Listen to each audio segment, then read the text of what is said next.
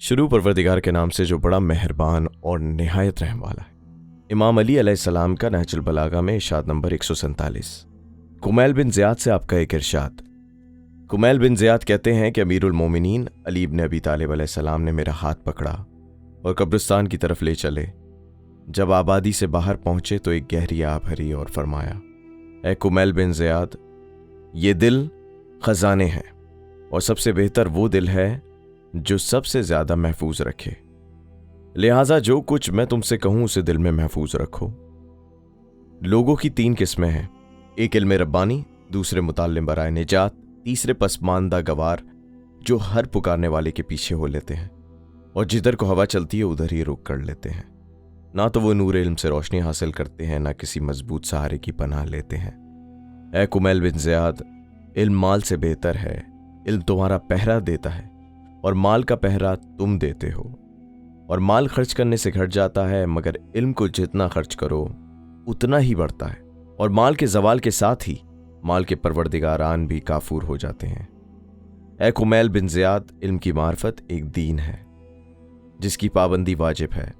इसी से इंसान अपनी जिंदगी में दूसरे से अपनी अतात कराता है और मरने के बाद नेक नामी हासिल करता है।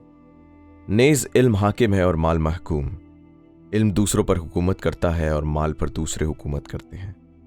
ए कुमैल, मालो मता के खजीनावार कहने को जीते हैं मगर हकीकत में हलाक हो चुके हैं। लेकिन उल्मा उस वक्त तक बाकी रहने वाले हैं जब तक लैलो नहार बाकी है। उनके जिस्म नजर नहीं आ रहे मगर उनकी बातें दिलों में मौजूद हैं। देखो, यहाँ इल्म का भारी जखीरा मौजूद है।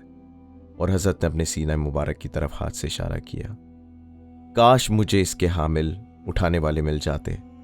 हाँ, मिला भी तो एक तेज फहम जिस पर एतमाद नहीं किया जा सकता, जो दुनिया हासिल करने के लिए दीन को आलायकार बनाता है और बंदगाने खुदा पर गालिब आने से उसकी नेमतों को और औलियाए खुदा पर गालिब आने के लिए उसकी हुज्जतों को अपना मददगार बनाता है। या वो मिला जो हामलाने हक का पैरो तो है मगर हक की मख्फी पहलुओं के बारे में उसे बसीरत हासिल नहीं। जरा सा शुबा सामने आते ही उसके दिल में शक की आग लग जाती है। सुनो, ना ये इस बोझ को उठा सकता है ना वो। या फिर वो मिला जो महज खुर्दोनोश की लज्जत का दिलदादा है, ख्वाहिशात नफसानी का आसानी से ताबे हो जाता है। या वो मिला जो दौलत के अंबार लगाने और ज़ख़ीर अंदोज़ी पर उधार खाए हुए है। ये दोनों किसी लिहाज से दीन के पासबान नहीं हो सकते। इन दोनों से अगर किसी चीज़ के करीब मुशाबहत हो सकती है तो चरने वाले जानवरों की हो सकती है। इस तरह जैसा कि तुमने सुना, हमलाने इल्म की मौत से इल्म मुर्दा हो जाता है। खुदाया सच है, ज़मीन हुज्जत खुदा को कायम रखने वाले से खाली नहीं रह सकती, वो ज़ाहिर व मशहूर हो या खाइफ व रूपोश हो, ताकि खुदा की हुज्जतें और रोशन दलाइल रायगा ना जाएं। और ये हुज्जत खुदा को कायम रखने वाले हैं कितने और कहाँ हैं ये लोग?